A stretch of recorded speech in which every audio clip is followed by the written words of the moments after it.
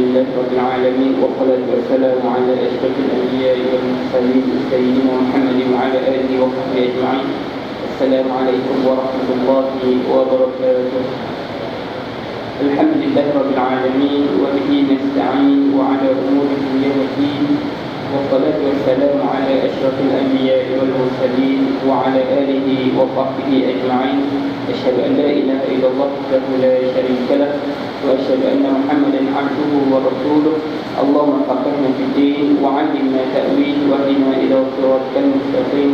رب اشرح لي صدري ويسر لي أمري واحلل عقدة من لساني يفقهوا قولي. اللهم افتح علينا حكمتك وانشر علينا من خزائن رحمتك يا أرحم الراحمين. Alhamdulillah, marilah sama-sama kita merokokkan ketakwaan kita kepada Allah, yang mana Allah memberikan kelapangan kepada kita, Allah memberikan nikmat kepada kita, Allah memberikan kebahagiaan kepada kita, Allah memberikan cuaca yang baik kepada kita pada malam ini untuk kita bertemu dan kita berkongsi ilmu, dan untuk kita lebih mendalami ilmu Allah Ta'ala, yang mana kita diwajibkan untuk menuntut ilmu talabul ilmi fardhatun 'ala kulli muslimin wal muslimat, insya-Allah. Alhamdulillah,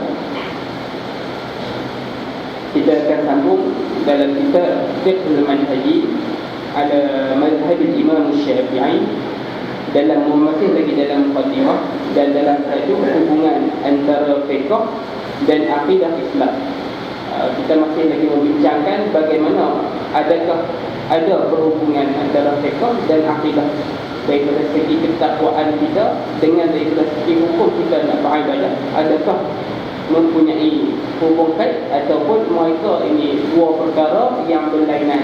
Kalau kita akan masih lagi membincangkan pada yang contoh yang keempat yang diberikan oleh pengarang, insya-Allah.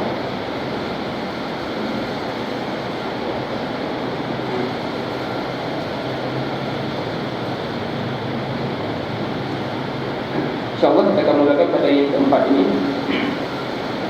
Pengarang mengatakan bahawa sesungguhnya Allah Ta'ala menyebut sifat-sifat terpuji yang menghiasi orang-orang Islam dan dikaitkan dengan keimanan kepadanya. Maksudnya dalam satu ayat kita lihat bagaimana nak habaq kata bahawa sesungguhnya akidah dengan fiqh. Akidah iaitu keimanan kita kepada Allah, dengan fiqh iaitu ibadah kita. Dekat sini ada hukum fiqh yang mana pengarang meletakkan bahawa sesungguhnya Allah menyebut sifat-sifat terpuji. Bagaimanakah sifat orang-orang yang beriman kepada Allah? Bagaimanakah sifat-sifat orang yang melakukan, orang yang meletakkan dalam diri dia itu Allahu Wahid. Dia meletakkan dalam diri dia yang sesungguhnya qul huwallahu ahad. Dia meletakkan dalam diri dia keimanan, dia takwa kepada Allah, dia meletakkan sepenuhnya Allah itu dalam diri dia, maka Allah memuji dan Allah menyebut sifat-sifat terpuji yang kata menghiasi orang-orang Islam yang dikaitkan dengan keimanan kepadanya. Maksudnya siapa yang beriman kepada Allah, bagaimanakah ciri-ciri orang yang beriman kepada Allah, dan apabila kita melakukan ciri-ciri yang apa yang Allah sebut, maka di situlah Allah puji kita. Dalam surah Allah dia kata dengan keimanan tersebut melayakkan untuk memasuki syurga, yang mana dimaksudkan oleh pengarang ialah apabila kita beriman kepada Allah, kita meletakkan dalam kita sesungguhnya Allah itu bersifat dengan sifat wahdaniyah. Allah itu bersifat dengan sifat dia ni, Allah ni berkuasa dan dia hanya adalah satu, tunggal. Maka kita letak dalam diri kita kata macam tu, kita kata Allah adalah segala-galanya bagiku. Bila kata Allah segala-galanya bagiku, kita meletakkan Allah itu di tempat yang betul, maka dekat situlah melayakkan kita untuk mendapat syurga Allah.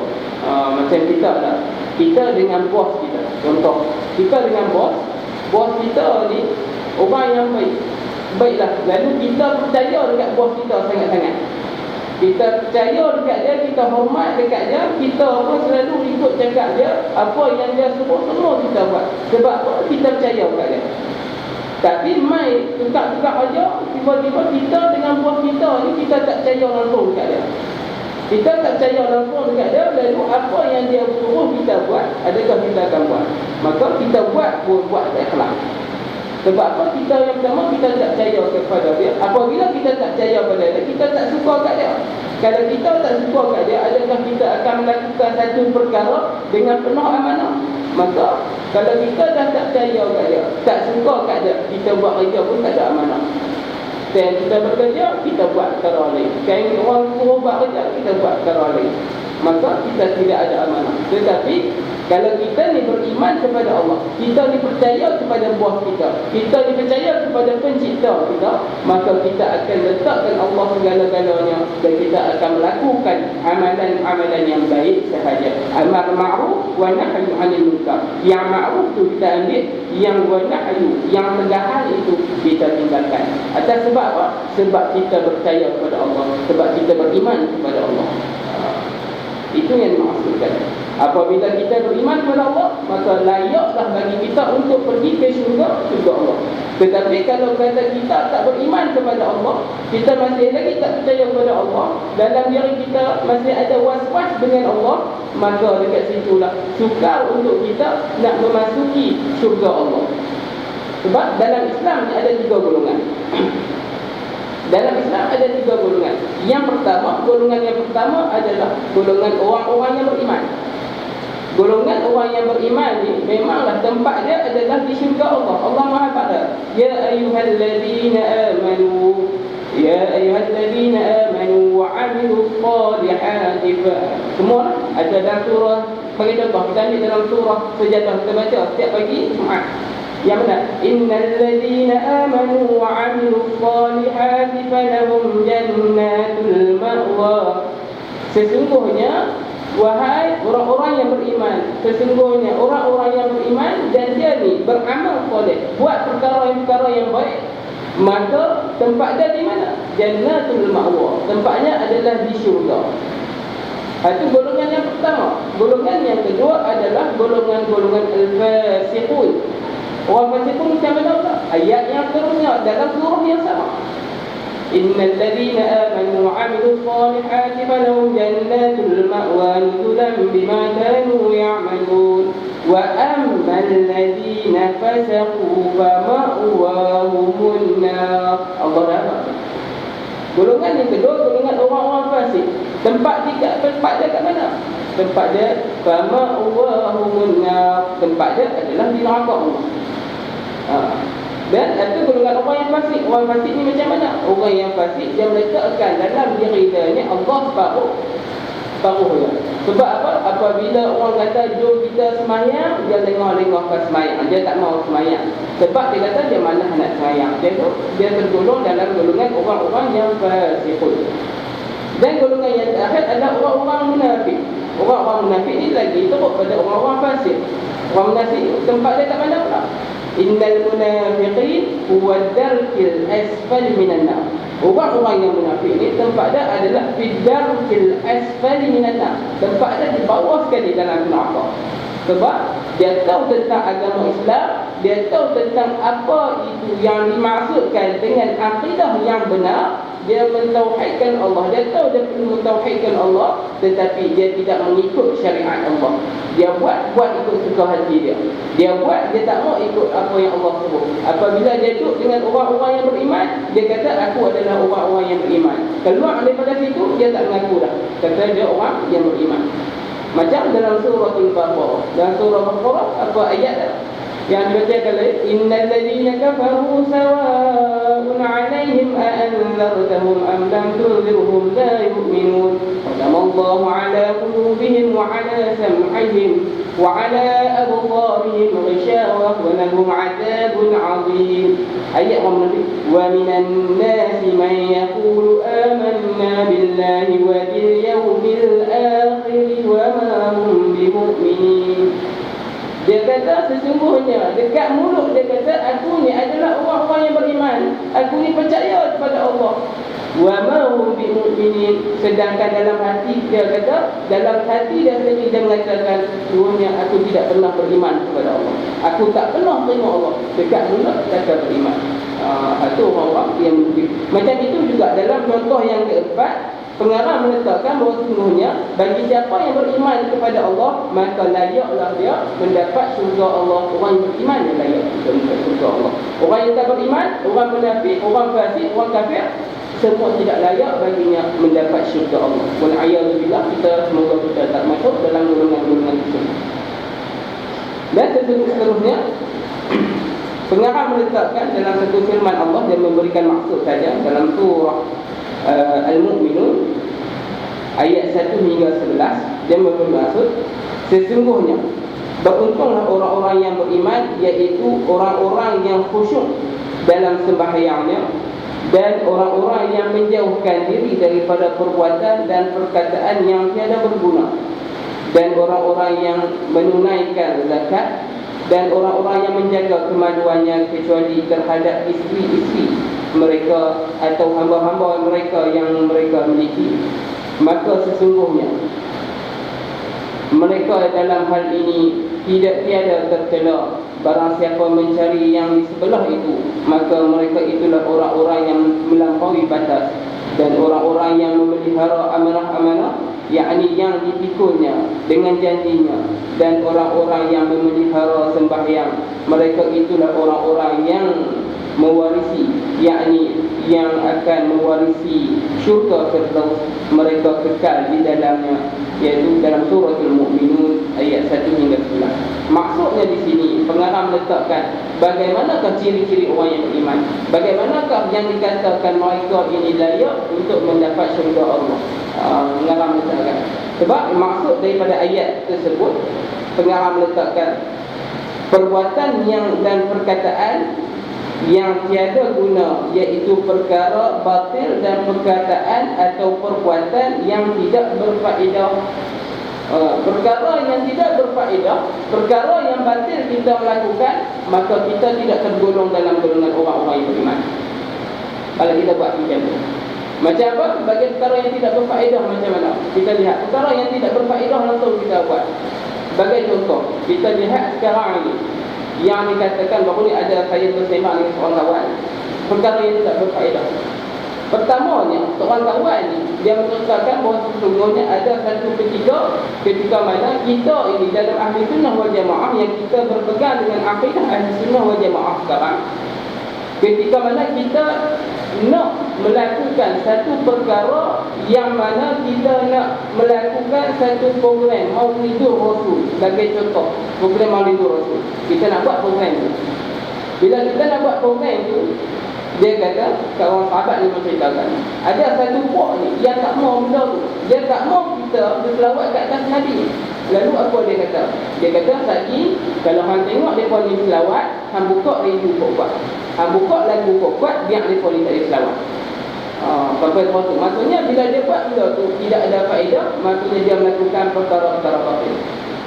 Ada di dalam satu masjid, dalam satu kawasan di Malaysia juga. Dalam satu kawasan itu, ketika mana imam sedang sembahyang Isyak, imam sedang sembahyang Isyak, baca elok, tiba-tiba terdengar di hadapan masjid itu ada dilakukan satu program, satu konsert K-pop, yang mana konsert itu dia buka sound kuat sehingga mana menjejaskan imam tersebut dalam sembahyangnya, mengganggu imam tersebut dalam sembahyangnya. Maka para penganjur itu melakukan perkara yang tidak berfaedah, perkara yang batil, maka tempat dia tidak layak untuk mendapat syurga Allah.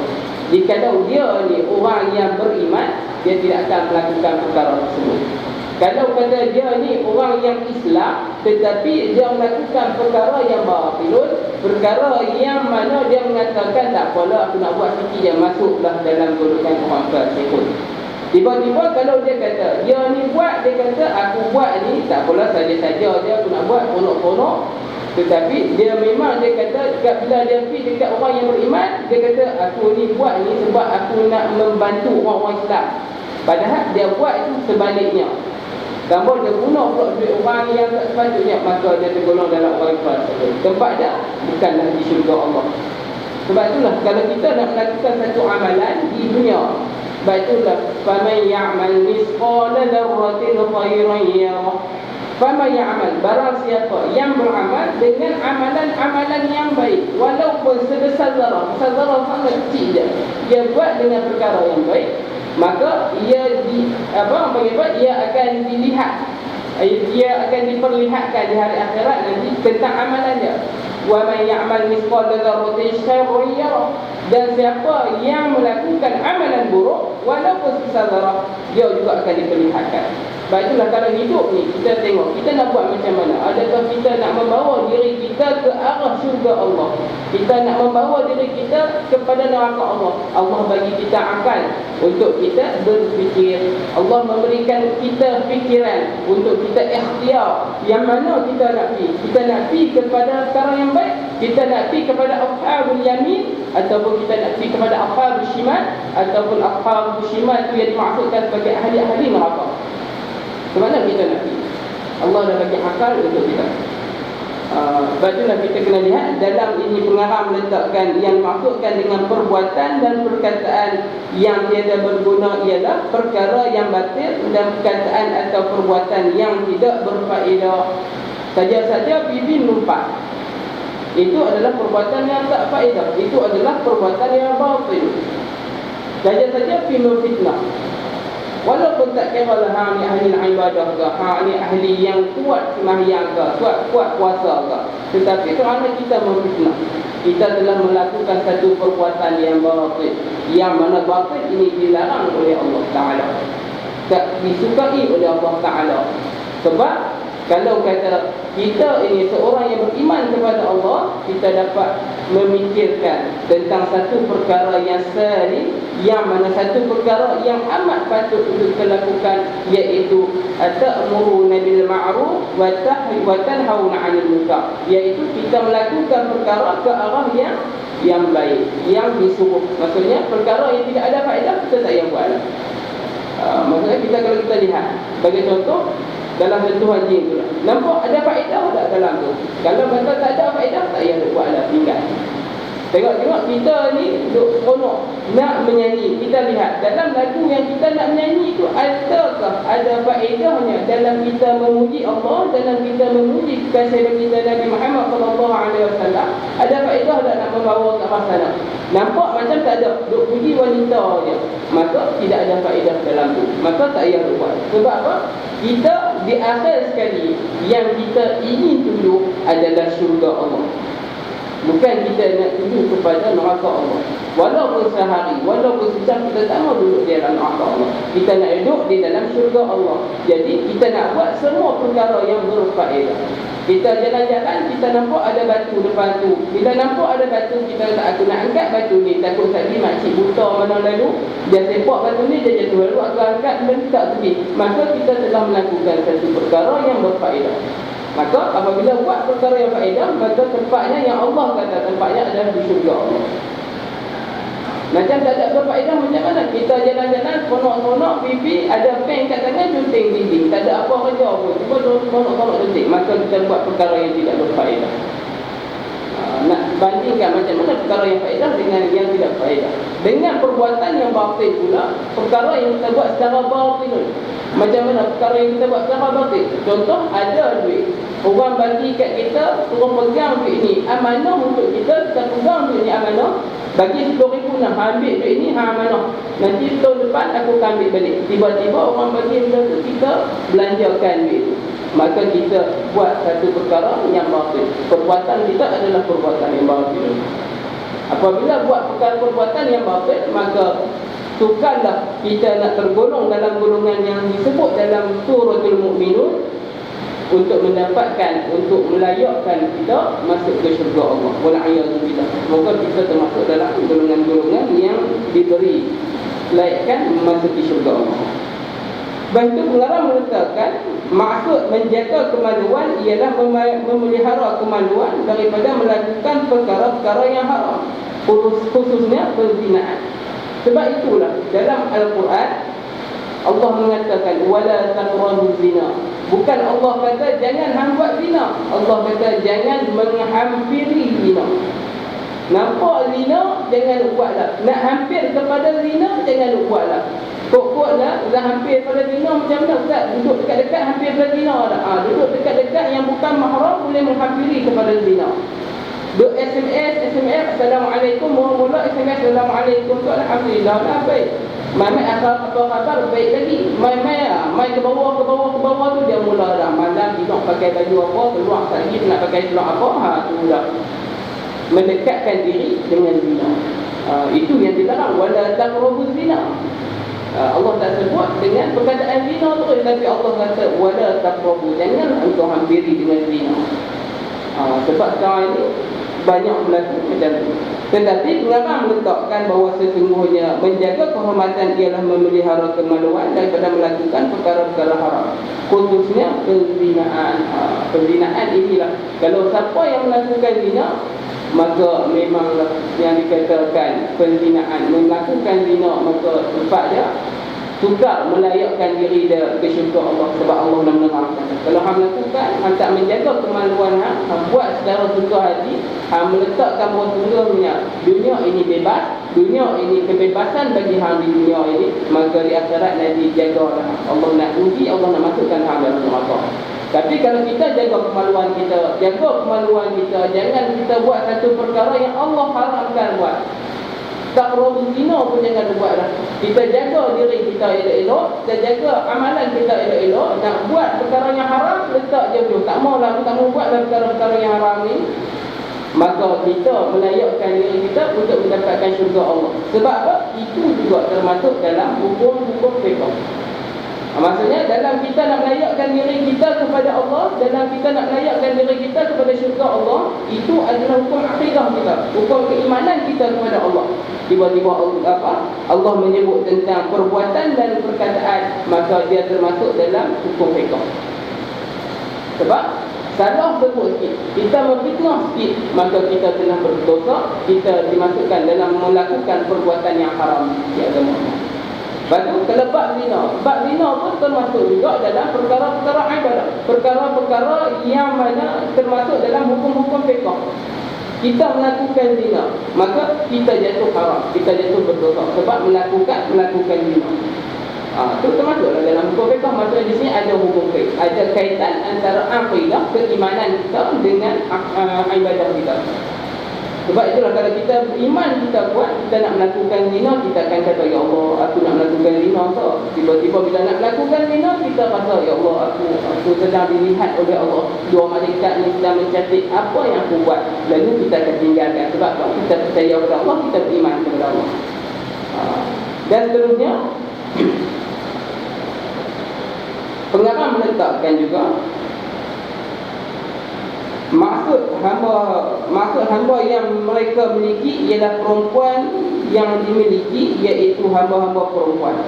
Maksudnya di sini ialah kita menjaga, iaitu mereka atau hamba-hamba yang mereka miliki, kita menjaga mereka, jangan kita menzalimi mereka. Zaman dulu ada hamba, jangan kita zalimi mereka. Maksudnya kita jaga mereka. Kita ada hamba dan kita jagalah hamba kita. Sebab itu yang dikatakan dengan maksud hamba yang mereka miliki ialah perempuan yang dimiliki, iaitu hamba-hamba perempuan. Maksudnya tuan-tuan yang memiliki hamba perempuan, jangan kita menzalimi mereka. Sebab kalau kita menzalimi mereka juga, maka kita pun disebut dalam surah itu tidak melayakkan diri kita untuk mendapatkan syurga Allah. Sebab tak boleh nak menzalimi. Dan seterusnya pengarang meletakkan juga ialah maksud tidak tercela ialah tidak mencela dengan sebab menyetubuhi mereka, iaitu hamba-hamba perempuan.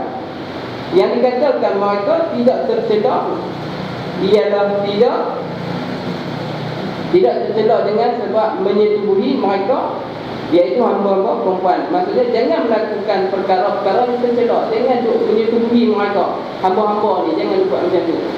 Baru kita boleh dapat syurga Allah.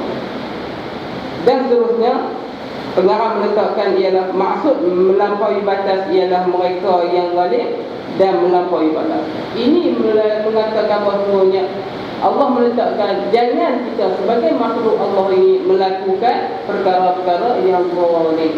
Perkara-perkara yang zalim, maksudnya dia ni perkara yang zalim ini termasuk dalam ibadah termasuk dalam hukum fiqh. Kita melakukan zalim, maka apakah hukum dia? Kita melakukan kebaikan, kita melakukan perkara yang wajib, kita melakukan perkara yang sunat, tiba-tiba kita melakukan zalim, maka kita menzalimi orang, hukum dia haram, hukum dia dosa. Maka dalam hukum fiqh, maksudnya kalau kita beriman kepada Allah, perkara yang disebut tadi tentang tubuhi perempuan yang hamba-hamba ini, tentang buat zalim ini, tentang melakukan zina ini, tentang melakukan perkara-perkara yang perbuatan yang sia-sia, perbuatan yang keji, perbuatan yang batil, maka kalau kita nak mendapatkan syurga Allah, kita ini orang yang beriman dengan Allah, perkara-perkara yang mana terletak di bawahnya itu perbuatan yang buruk, perbuatan yang dilarang dalam Islam, maka kita tak boleh buat, sebab kita beriman kepada Allah. Macam orang yang berpuasa lah. Kalau kita ini berpuasa, maka kita beriman kepada Allah. Tetapi kalau kita kata aku beriman kepada Allah, tetapi kita tak berpuasa, maka kita bukan orang yang beriman kepada Allah. Sebab itulah dalam ayat yang diterangkan di dalam Al-Quran yang menerangkan tentang ayat orang-orang yang beriman itu, maka orang itu mestilah taat kepada Allah. Orang yang beriman, dia mestilah buat satu perkara yang baik. Orang yang beriman, dia mestilah tinggal perbuatan-perbuatan yang batil. Itu orang yang beriman. Tapi kalau kita ini buat juga perkara yang batil, maka kita masih belum digelar orang-orang yang beriman kepada Allah. Itu yang dimaksudkan dengan oleh pengarang. Terusnya yang kelima, Allah memerintahkan agar kaum lelaki berurusan ataupun bermuamalah secara baik dengan kaum wanita dalam firman Allah Ta'ala yang bermaksud, wahai orang-orang yang beriman, tidak halal bagi kamu mempusakai wanita dengan jalan paksa, dan janganlah kamu menyusahkan mereka, kerana hendaklah mengambil kembali sebahagian dari apa yang telah kamu berikan kepadanya, kecuali bila mereka melakukan pekerjaan keji yang nyata, dan bergaullah dengan mereka secara baik, iaitu dengan perkara yang ma'ruf. Kemudian jika kamu tidak menyukai mereka, maka bersabarlah, kerana mungkin kamu tidak menyukai sesuatu padahal Allah menjadikan padanya kebaikan yang banyak. Surah An-Nisa ayat 19. Maksudnya pengarang meletakkan bahawa menyusahkan mereka ialah menghalang mereka daripada berkahwin.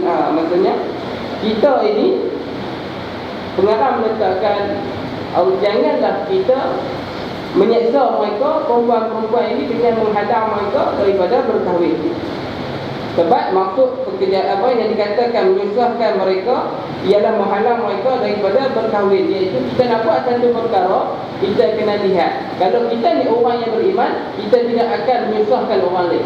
Sebagai contoh, kita melihat, kalau kata kita ada isteri ataupun kita telah menceraikan isteri kita atau dan sebagainya, dengan ceraian yang talak 3 dan sebagainya, yang tak boleh kahwin lagi, kita tengok-tengok kita halang dengan kahwin lagi.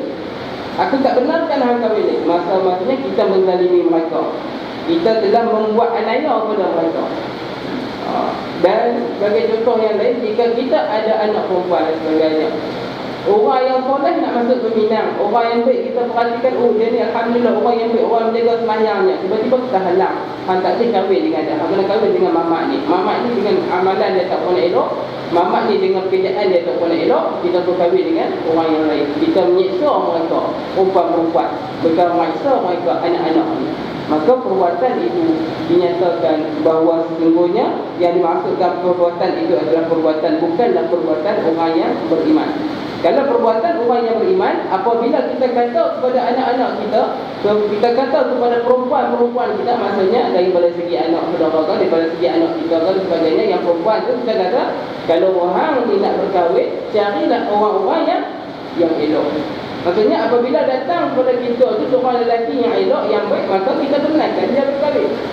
Macam tu. Kalau dia cukup umur, elok, benarkan berkahwin. Jika kita ini ada bekas isteri kita yang nak berkahwin, benarkan dia berkahwin. Kalau dah kita tak ada apa dengan dia, dengan menghalang mereka untuk berkahwin. Sebab itulah dalam Allah mengatakan, wahai orang-orang yang beriman, Tidak halal bagi kamu mempusakai wanita dengan jalan paksa. Kita nak orang wanita tu dengan jalan paksa, maka Allah melarang. Sebab orang yang beriman dia takkan buat macam tu. Orang yang takut kepada Allah dia takkan buat macam tu. Orang yang hanya kerana nak harta dia buat satu perkara. Orang yang nak ke dunia dia buat satu perkara, dia letakkan bahawa sesungguhnya Allah itu jauh daripada dirinya, dia akan buat perkara-perkara yang dilarang oleh Allah. Tetapi kalau orang yang beriman, dia akan jaga diri dia daripada melakukan perkara-perkara yang diharamkan oleh Allah, dia tak akan buat. Yang dimaksudkan ialah dia buat satu perkara, wahai orang yang beriman, tidak halal bagi kamu mempusakai wanita dengan jalan paksa, dan janganlah kamu menyusahkan mereka. Maksudnya kalau kita nak buat satu perkara, kita lihat pada kehadapan ini, adakah yang pertama kita menyusahkan mereka? Adakah kita melakukan perkara-perkara yang menyusahkan mereka?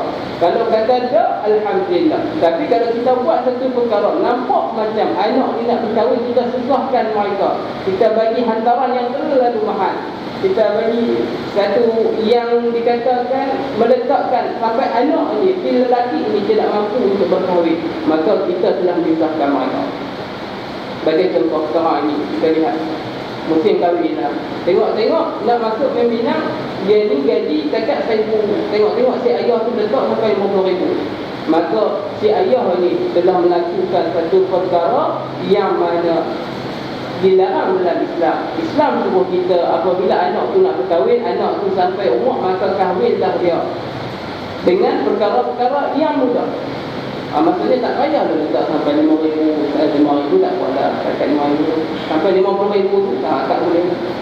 Sebab ia boleh menyusahkan. Takut kalau kita menyusahkan mereka untuk mereka berkahwin, mereka ini melakukan zina. Apabila mereka melakukan zina, siapa yang perlu dipersalahkan? Kita lah yang dipersalahkan di hari akhirat. Kita hanya ahli ibadah, kita buat ibadah yang elok, sembahyang tu apa?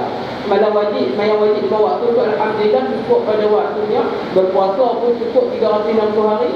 Buatlah perkara yang baik semua. Tiba-tiba di akhirat nanti kita nak masuk syurga, si anak yang berzina ini mangkit dan panggil kita, ya Allah, si ayahku ketika mana aku ingin berkahwin, aku dah sepatutnya untuk berkahwin, aku dah mempunyai duit yang sedikit tetapi mampu untuk menjaga anaknya. Tiba-tiba si ayah meletakkan hantaran yang terlalu tinggi, si ayah menyusahkan aku untuk berkahwin, si ayah melakukan perkara yang si lelaki itu tak mampu untuk berikan. Maka di situ saya ingin persalahkan ayah, maka kita nak dipersalahkan di akhirat. Nak masuk syurga dengan senyuman, tiba-tiba kena benda.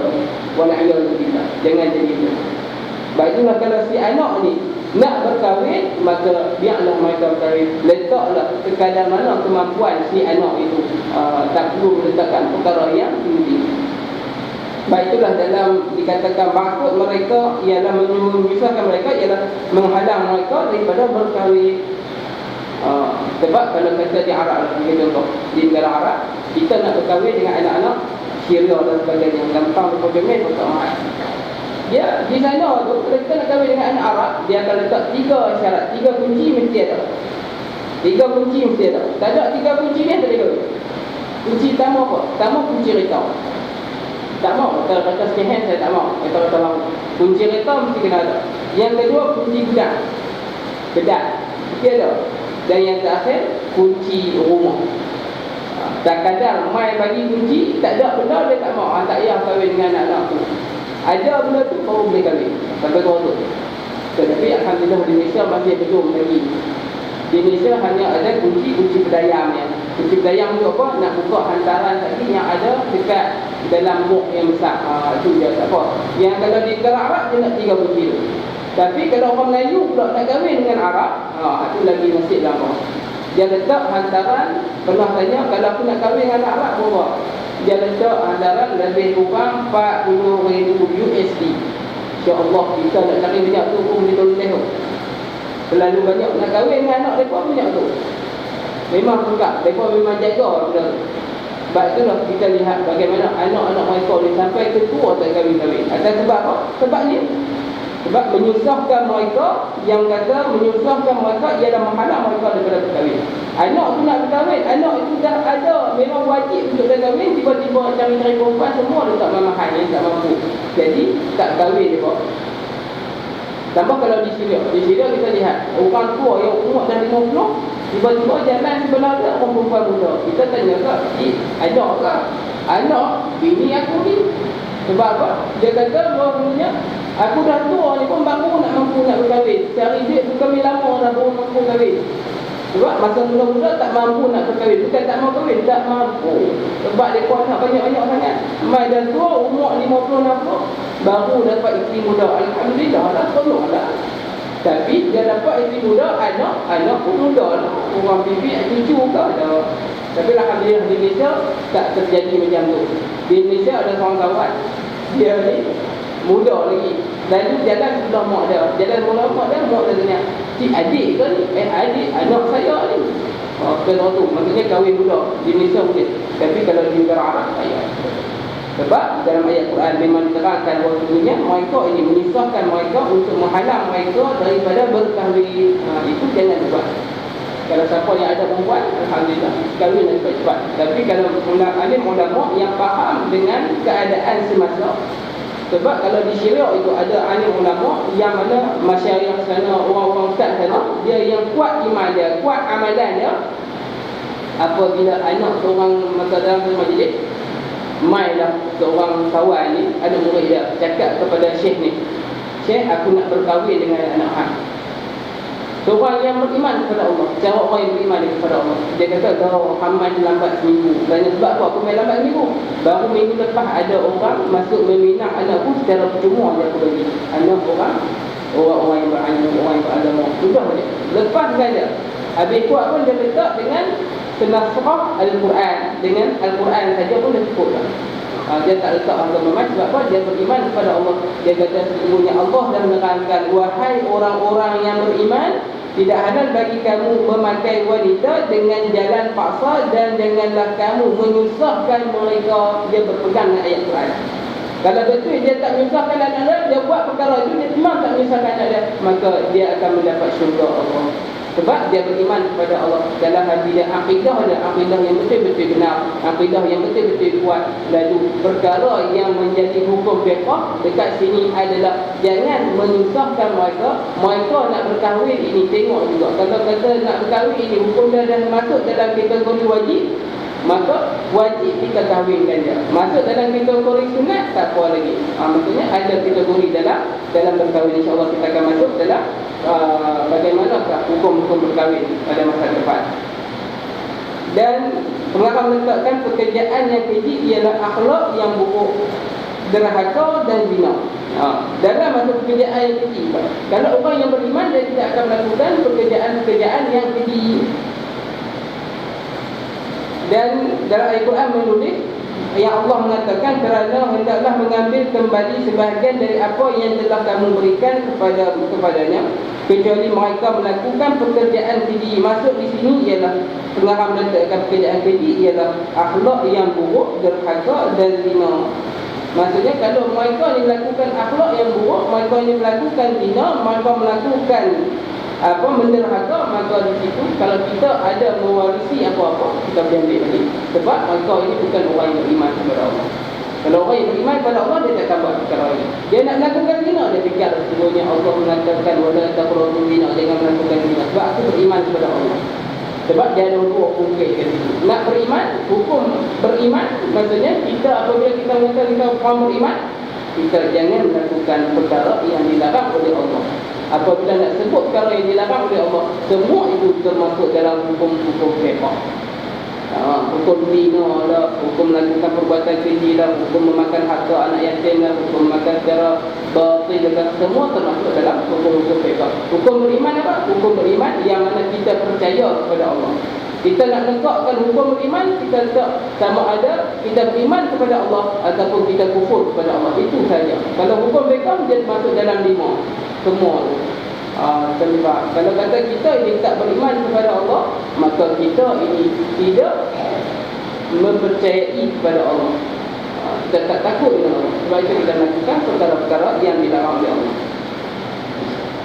Ada dalam satu yang diceritakan oleh tak salah saya Imam Syekh dalam tafsir Syekh orang saya lupa nama dia. Dia menceritakan bahawa sesungguhnya dalam Islam dia ada dua perkara. Yang pertamanya, sama ada kita mensyukuri nikmat Allah ataupun kita kufur dengan nikmat Allah. Kalau sebenarnya orang tu dia tak bersyukur dengan nikmat Allah, maka dia akan kufur kepada nikmat Allah. Dia tidak ada di tengah-tengah.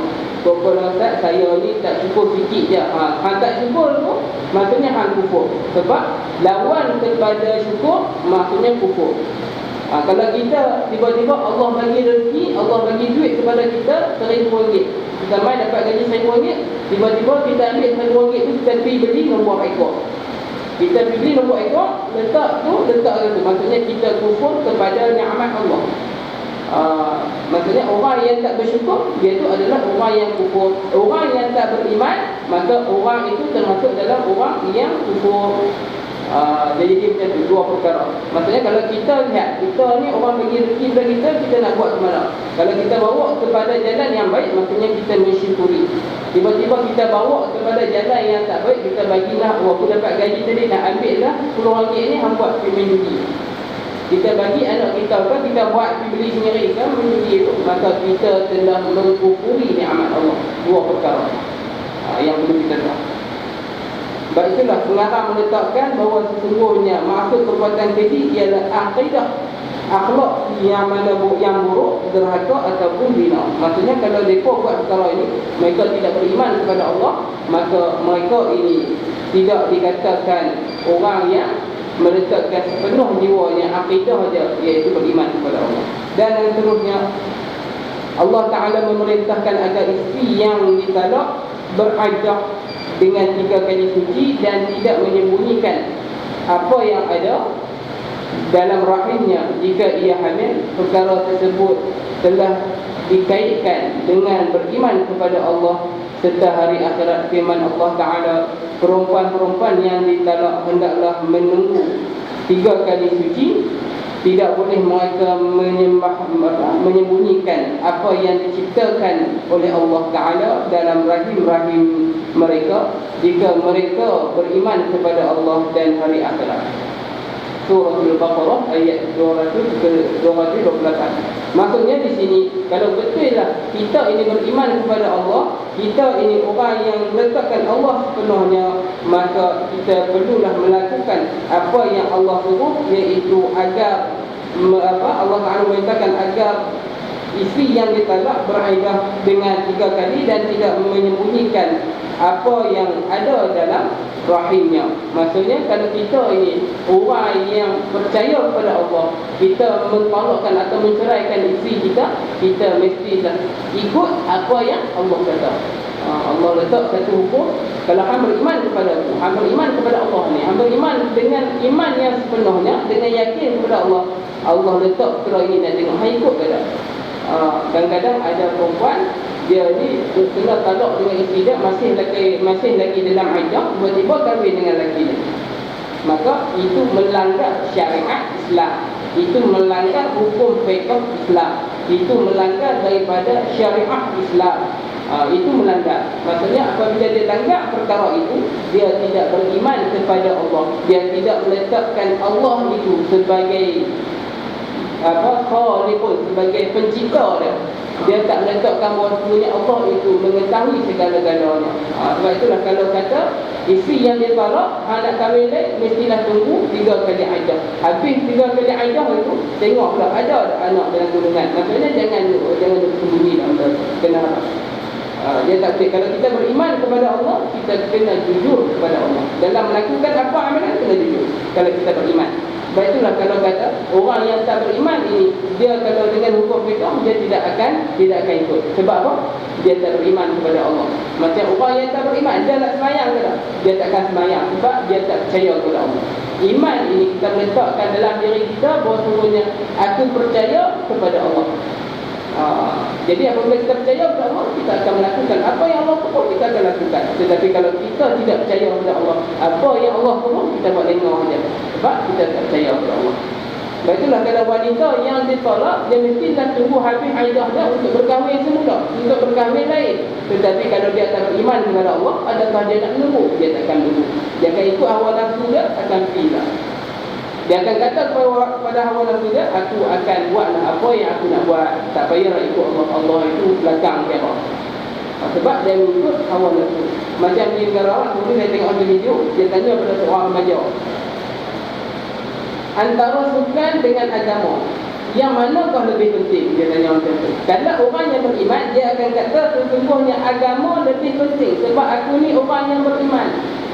Tetapi kalau orang yang tak beriman, orang Islam yang tak beriman, dia akan kata saya lebih gemarkan sukan daripada agama. Agama tidak penting langsung. Dia kata Allah, betul-betul agama tak penting langsung. Padahal nak sampai ke akhirat nanti, di hari akhirat daripada mahsyar, bukannya nak ditanya tentang sukanmu, bukan nak ditanya tentang aktiviti-aktiviti yang kita lakukan, apakah permainan hamil hari tidak.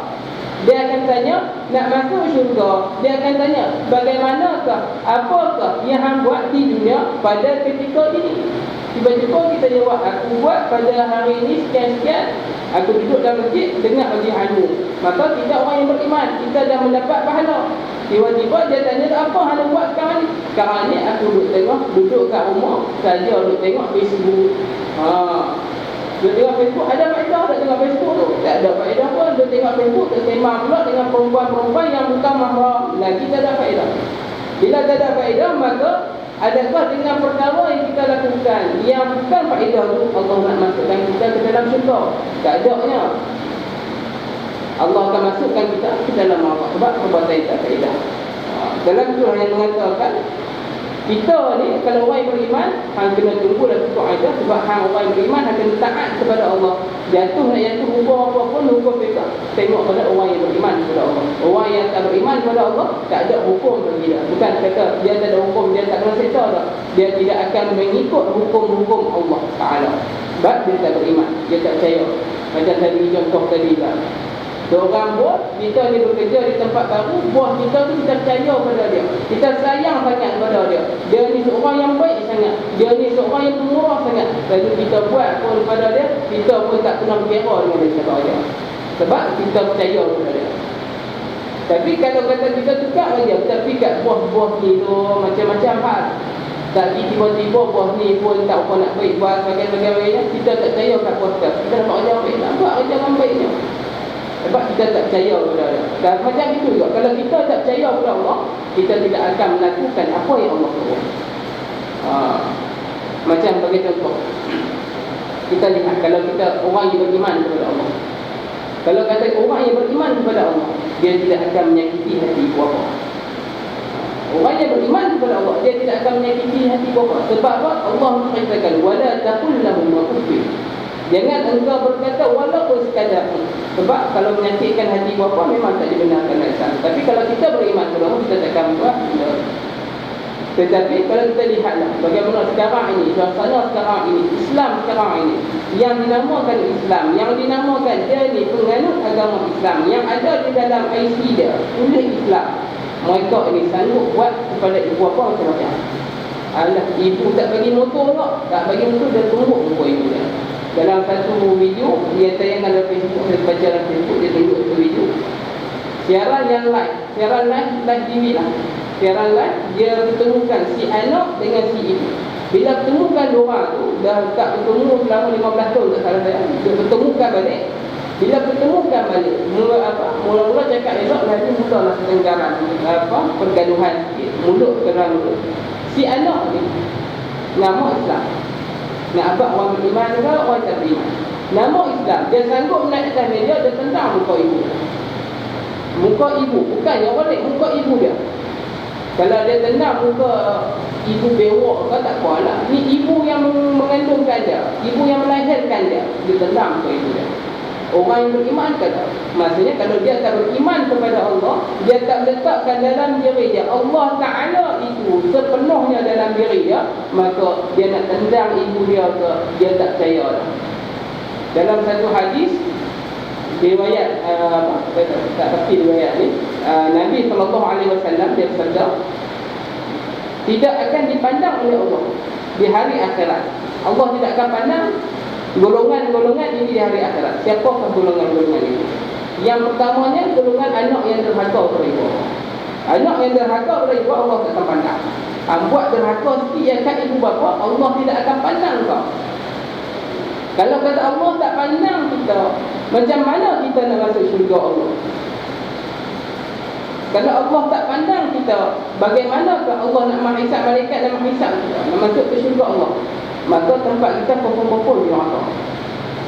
Sebab dalam diri kita tidak ada iman kepada Allah. Kalau kita beriman, kita akan kata, ya Allah, kalau kata aku ni beriman kepada Engkau, ya Allah, adakah aku melakukan perkara yang buruk? Dan kita lihat sekarang ini terjadi juga yang kata perempuan menyerupai lelaki. Yang kata dalam hadis tersebut, golongan yang kedua yang diceritakan oleh baginda Nabi, yang mana Allah tidak akan melihat mereka, ialah perempuan menyerupai lelaki. Apabila perempuan menyerupai lelaki, Allah tidak akan pandang. Adakah mereka ini golongan yang beriman?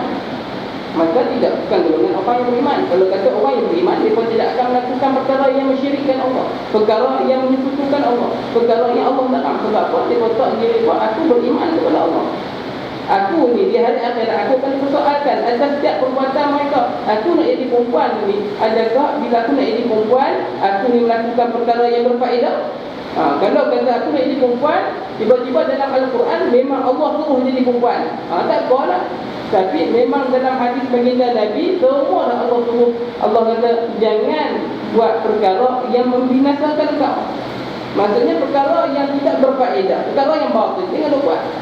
Kalau anda dapat syurga Allah, kalau anda tak mau dapat, tak hang, memang hang kawan. Jadi kalau kita ni beriman kepada Allah, kita tidak akan melakukan perkara-perkara yang dilarang oleh Allah. Dan seterusnya ada yang sebagainya. Baik, itu dalam ayat ini memberitakan kita ni adalah orang yang beriman kepada Allah. Kita kena ingatlah bahawa sungguhnya kena ikut apa yang Allah suruh, kena ikut pada apa yang dikata oleh baginda Nabi, maka kita digelar orang yang beriman. Dan yang ketujuh, pengarang menceritakan Allah memerintahkan supaya menjauhi arak judi, menyembelih untuk berhala dan tenung nasib dengan anak-anak panah, setelah menyeru orang-orang yang beriman dengan sifat-sifat iman sebagai menandakan bahawa menjauhi perkara-perkara yang dilarang tersebut ada kaitannya dengan kesucian dan kemurnian iman. Kemurnian iman mereka. Firman Allah Ta'ala yang bermaksud, wahai orang-orang yang beriman, sesungguhnya arak judi dan menyembelih untuk berhala dan mengundi nasib, iaitu macam inilah tenung nasib, dengan anak panah adalah perbuatan yang keji dari perbuatan syaitan, maka jauhilah perbuatan-perbuatan tersebut. Mudah-mudahan kamu berjaya. Maksudnya, kalau kata kita jauhi perbuatan tersebut, kita berjaya. Maksud berjaya sini, kita berjaya beriman dengan Allah, kita berjaya mendapatkan syurga Allah. Kalau kita jauhi perkara-perkara yang disebut, baik itulah kalau orang yang beriman, dia akan jauhi perkara tersebut. Sebab dia masuk dalam syariat Islam. Apa yang diletakkan garis panduannya di dalam Islam, kita jangan buat. Kalau perkara itu yang haram, yang dilarang dalam Islam, kita jangan buat. Tetapi kalau kata kita tak beriman kepada Allah, kita akan buat perkara-perkara ini. Tambah-tambah lah ni tenung nasib. Tenung nasib tu lagi banyak lagi. Kamu cerita lah, banyak perkara yang menjadi macam ni. Dia buat satu perkara, dia tenung. Dia pergi jumpa sihir macam mana, dia kata dia tenung. Oh, macam mana saya hari ini, dia buat itu. Tak boleh pula. Itu yang dilarang dalam Islam. Kalau hang buat itu, asal beriman kepada Allah. Sebab itu adalah yang dikatakan garis panduan dalam syariat Islam. Itu termasuk dalam perkara yang haram. Bila ada masuk dalam perkara haram, dia masuk dalam hukum fiqh. Maka kalau kata kita buat juga perkara yang haram, kita tidak beriman kepada Allah. Kalau kita buat juga perkara yang haram, kita menjauhkan diri kita dengan Allah. Kalau kita buat juga perkara yang haram dalam hukum fiqh, dalam hukum-hukum yang disyariatkan dalam Islam, kita buat juga, kita akan mendapat neraka Allah. Maksudnya kalau kita beriman, kita berjaya. Berjaya itu apa? Berjaya mendapatkan syurga Allah, berjaya mendapatkan keimanan kita kepada Allah. Kita letakkan dalam jiwa kita. Dan seterusnya, yang ke-8, mengarang mengatakan Allah Ta'ala mengharamkan riba dan mengaitkan buatan meninggalkannya dengan tercapainya ketakwaan dan keimanan kepada Allah. Firman Allah Ta'ala yang bermaksud, wahai orang-orang yang beriman, janganlah kamu memakan riba dengan berlipat ganda, dan bertakwalah kepada Allah, mudah-mudahan kamu berjaya. Surah Ali Imran ayat ke-130. Macam tu juga dalam makan riba. Kalau kita orang yang beriman, kita tidak akan buat perkara yang disebut dengan riba tersebut. Maksudnya kita ni buat beriman dengan Allah, tiba-tiba nak makan riba, maksudnya kita tak beriman kepada Allah. Tapi kalau kita beriman kepada Allah, tiba-tiba kita nak bagi pinjam, orang pinjam fatih, kita minta fatih pokok, kita kata kita beriman. Kita bukan beriman kepada Allah. Kita kita ni orang yang beriman kepada Allah, kita bagi pinjam fatih, hang kena bayar kat aku, walaupun nak bayar walaupun hang lama walaupun hang kena bayar fatih juga. Itu sebab kita tak mau dengan riba itu yang diharamkan di dalam Islam. Apabila dikatakan diharamkan dalam Islam, maka dia termasuk dalam hukum-hukum fiqh. Apabila kita tinggalkan riba, kita tinggalkan perkara tersebut, kita tinggalkan perkara yang haram, maksudnya kita mendapat pahala di sisi Allah. Sebab kita meninggalkan perkara yang haram, maksudnya kita beriman kepada Allah. Orang yang beriman kepada Allah, orang yang buat perkara yang baik, orang yang buat perkara yang disuruh, orang yang takut, orang yang gerut dengan Allah, itu orang yang beriman kepada Allah. Tapi kalau kata kita masih lagi melakukan riba dan sebagainya, kita belum termasuk dalam golongan orang yang beriman kepada Allah. Dan seterusnya, Allah menggesa dan menggalakkan supaya bekerja dan beramal dalam masa yang sama. Dia melengkapkan perasaan prasarana agar manusia yang beramal itu sentiasa merasakan pemerhatian Allah, dan kerja itu dilakukan dengan penuh tanggungjawab. Firman Allah Ta'ala, dan katakanlah, bekerjalah kamu, maka Allah dan Rasulnya serta orang-orang yang beriman akan melihat pekerjaanmu itu, dan kamu akan dikembalikan kepada Allah yang Maha Mengetahui, yang ghaib dan yang nyata, dan Dia akan memberitahu kepada kamu tentang apa yang kamu lakukan. Surah At-Taubah ayat ke-105. Demikianlah,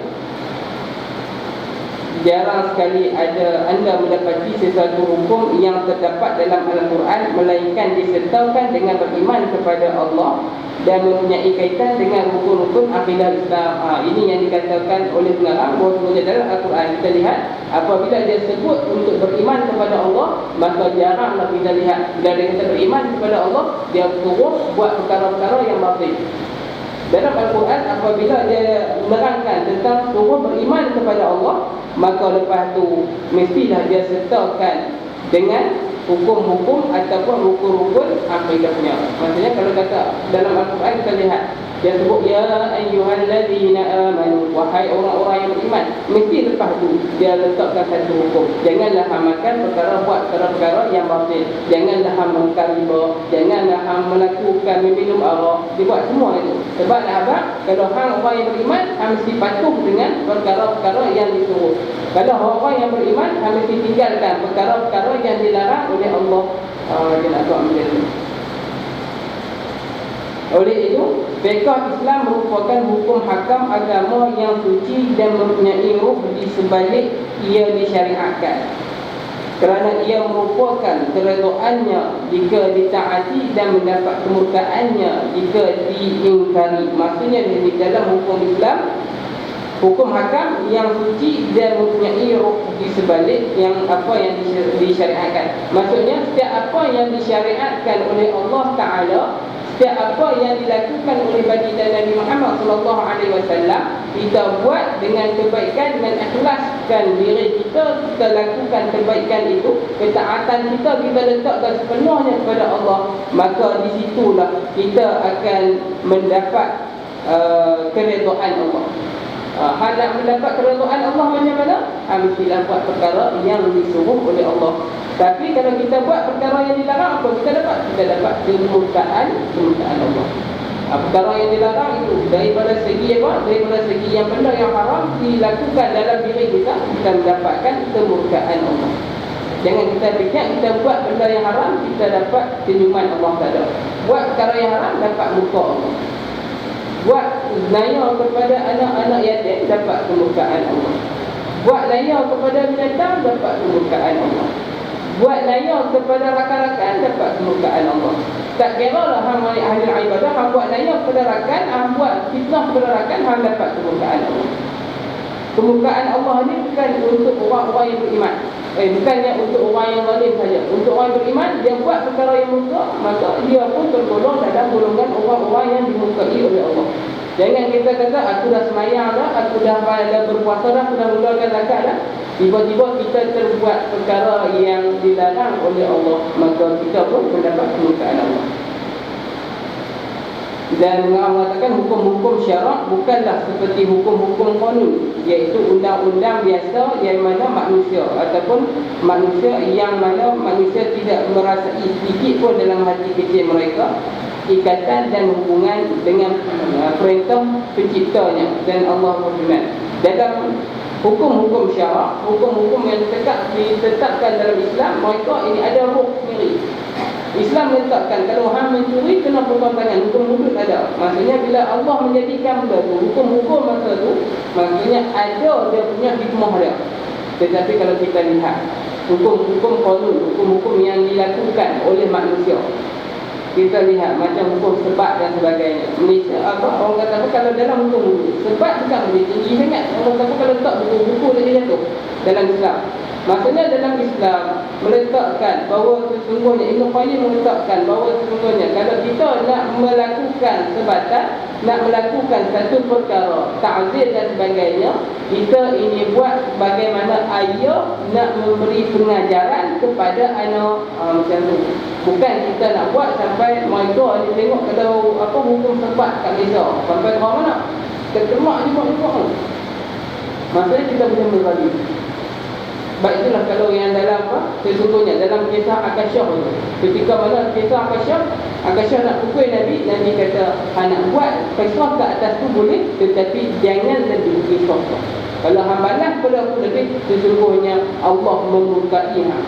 Sampai berapa? Maksudnya kita nak buat apa-apa pun jangan buat lebih. Nak buat apa-apa pun muka orang, nak balas apa-apa muka orang, jangan balas secara lebih. Nak buat apa, kita nak buat hukuman, jangan buat hukuman secara lebih. Sebab kita ingat macam ni lah, yang satu video yang buat satu kes dua orang muda tu yang curi. Lepas tu tengok dia pelontek muka, yang pelontek kawan yang curi tu. Itu bukan mengikut syariat Islam. Tak boleh mengaitkan dia, tak boleh. Tambah pula bukan sekadar mengaitkan, lontek betul. Tak apalah, dia nak mencuri, itu dia dengan Allah. Allah akan hukum dia. Tengok kita pelontek dia. Mengaitkan dia, lontek habis semua, telanjang habis. Maka kita menzalimi dia. Maka kalau kita menzalimi dia, hang ustaz ke, hang orang alim ulama ke, kalau hang menzalimi dia, maka hang telah melakukan satu perbuatan yang disiap. Itu tak boleh. Kenapa? Sebab Allah tidak suka kepada perkara-perkara yang kita buat yang dilarang oleh Allah Ta'ala. Nak hukumlah secara elok-elok. Hukumlah berpandukan pada hukuman Islam. Itu jalan yang terbaik. Jangan menghukum menggunakan hawa nafsu. Apabila menghukum secara hawa nafsu, maka mainlah orang yang ketiga yang dinamakan syaitan laknatullah. Baiklah, dalam hukum-hukum syarak bukanlah seperti hukum-hukum qanun. Hukum-hukum qanun seperti hukum-hukum jenayah yang ada di mana-mana sajalah yang dilakukan oleh barat, yang dicipta oleh manusia, itu menjadi hukum qanun. Maksudnya kalau kita lihat hukum qanun ini banyaklah. Kalau hukum qanun sampai perempuan nak berkahwin dengan perempuan dibenarkan, laki nak berkahwin dengan laki dibenarkan, maka itu adalah hukum buatan manusia.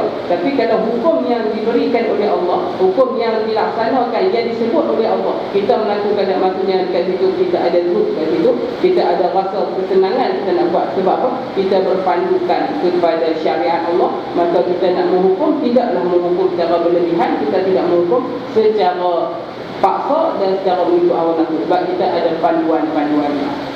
Kalau hukum-hukum qanun maka mengikut hukum manusia.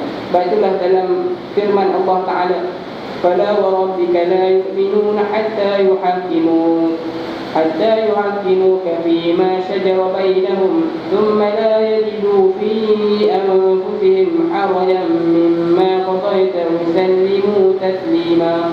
Maksudnya maka demi Tuhanmu mereka, yakni pada hakikatnya tidak beriman hingga mereka menjadikan kamu hakim dalam perkara yang mereka perselisihkan. Kemudian mereka tidak merasa keberatan dalam hati mereka terhadap apa yang telah kamu putuskan, dan mereka menerima dengan sepenuhnya. Itu menetapkan kita ni orang yang beriman.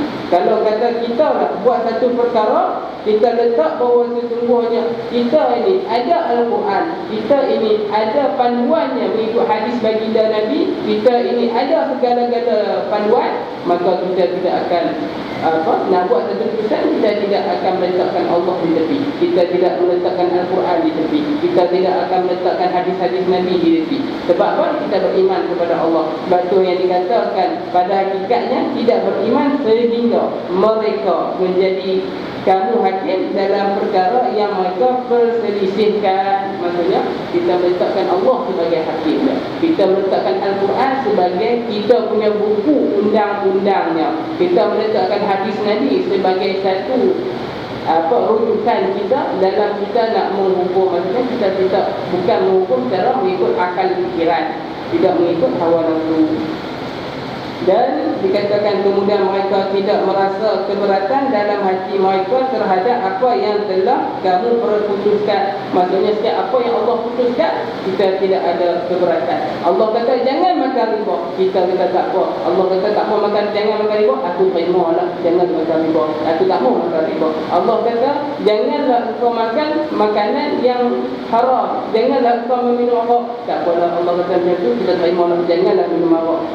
Sebab kita orang yang beriman meletakkan dunia ini sebagai penjara, dan syurga syurga yang bakal kita hadapi nanti, syurga yang bakal kita duduk nanti sebagai tempat kebebasan. Nak minum arak, minumlah di syurga. Nak makan riba apa rasa, ya Allah, masa di syurga nanti, ya Allah, dekat dunia ni aku tak sempat nak makan riba, tak apa, minta masa kat syurga nanti. Kat dunia jangan minta. Masa aku lah kat dunia, ya Allah, kat dunia ni aku terasa nak pegang anjing, ya Allah, minta masa kat syurga nanti, nak pegang anjing ke, nak pegang apa ke, semua boleh pegang. Baru niat je main dah. Kat dunia ni penjara. Kok dah kat, ya Allah, kat dunia ni aku tak sempat masuk penjara, ya Allah, kat syurga nanti hendak masuk penjara, minta lah kat Allah, ya Allah, aku nak masuk syurga, nak masuk aku nak masuk penjara, nak rasa juga macam mana penjara tu, masuklah kat syurga nanti. Sebab tu tak ada apa dah. Koklah kat dunia ni jangan buat perkara-perkara tersebut. Sebab yang Allah larang, jangan buat. Koklah Allah kata kahwin dalam Islam, kahwin sampai 4 je. Koklah ya Allah, masa dekat dunia itu aku sempat kahwin 1 je, ya Allah, boleh tak aku nak kahwin 10? Kahwinlah 10 pun, 1000 kah nak kahwinlah Allah Ta'ala. Sebab kita dah bebas di syurga. Tapi kalau di dunia ni kita dipenjarakan, masa kita nak buat ni dihalang, kita nak buat ni dihalang. Sebab Allah nak uji kita, kesabaran kita, keimanan kita. Kalau kita betul beriman, kita betul sabar, di syurga nanti nak buat apa-buat lah. So lah, orang kata buat dia buat lah. Satu analisis buat, sebenarnya dia kata makan daging babi ni, daging khinzir tu adalah sedap. Dia pun kata Allah nak, kita tak nak cuba. Dia kata sedap makan lagi ni, orang Cina pula cakap. Yang mu'allah dia kata memang sedap daging yang khinzir. Daging yang terlalu sedap di dunia adalah daging khinzir. Jangan cuba lah, saya sebut je, jangan cuba. Tapi balik-balik Ustaz, sedap tu jangan cuba. Rosak saya buat kena disoalkan. Dan kata sedap, nak rasa nak makan boleh, masa di syurga. Minta lah ya Allah, baru niat je, aku nak rasa nak makan daging khinzir, amai dah benda tu kat kita makan apa-apa. Kat dunia kena ada makan. Itu cari balak. Makan juga Allah dah abang dah, jangan makan, kita pergi makan juga. Darurat pun pergi makan juga. Maka darurat tak apa lebih makan. Makan pun sekadar yang pun boleh hilangkan lapar. Ni makan sampai sekok tak jadi. Maksudnya nak makan sekok boleh, tunggu dekat syurga nanti nak makan sekok makan. Masa tu tak apa. Tapi di dunia jaga ketaatan kita. Sebab apa? Di akhirat nanti tempat yang kita nak tuju, tanyalah mana-mana orang pun, anak pergi syurga ke, anak pergi neraka, semua akan jawab syurga Allah. Sebab dekat situ tempat yang paling baik. Tapi jangan tanya budak-budak, anak pergi mana lepas ni? Aku nak beli rumah. Kita tanya nak pergi syurga ke neraka, dia kata saya tak nak balik rumah. Sebab apa nak rumah? Mak suruh balik, mak tak suruh pergi syurga ke pergi neraka. Mak kata balik sekolah pergi apa? Balik sekolah balik rumah tu. Jangan tanya budak. Tanya orang yang berakal, dia kata kalau kata hang ni orang yang beriman, ke mana kau ada pergi? Syurga ke neraka? Kalau neraka, buatlah perkara yang dimurkai Allah. Tapi kalau nak syurga, perlu bersabar, perlu beriman, maka kita akan mendapat syurga Allah, insya-Allah. Semoga kita akan dimasukkan di dalam syurga Allah. Semua akan dimasukkan dalam syurga Allah. Kita akan masuk pada fiqh Islam, merangkumi semua keperluan manusia, insya-Allah, pada pengajian yang pada hari yang lain, pada hari yang seterusnya kita akan masuk pada tajuk yang seterusnya, insya-Allah. Semoga kita dapat mengambil faedah dan pengajaran daripada apa yang telah dibacakan, dan kita taat kepada Allah, menganggap bahawa dunia ini adalah penjara bagi orang beriman, dan kebebasannya adalah di hari akhirat kelak, insya-Allah, di syurga kelak, insya-Allah. Dan saya setuju dengan tasbih kafarah dan surah doa. Alhamdulillah. والعصر من الإنسان في حسن الذي